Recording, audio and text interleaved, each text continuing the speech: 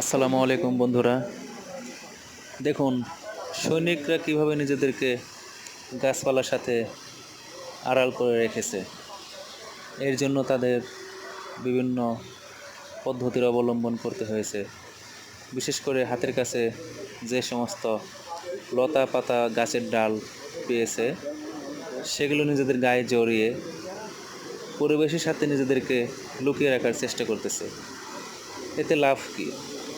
এতে লাভ হচ্ছে, একজন সৈনিক যখন যুদ্ধক্ষেত্রে যায়, সবসময় চেষ্টা করে সে প্রতিপক্ষের নজর থেকে নিজেকে লুকিয়ে রাখতে।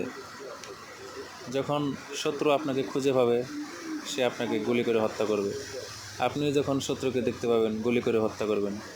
সেজন্য একজন সৈনিক সবসময় নিজেকে শত্রুর চোখের দৃষ্টি হতে নিজেকে লুকিয়ে রাখার জন্য বিভিন্ন পদ্ধতির অবলম্বন করে থাকে।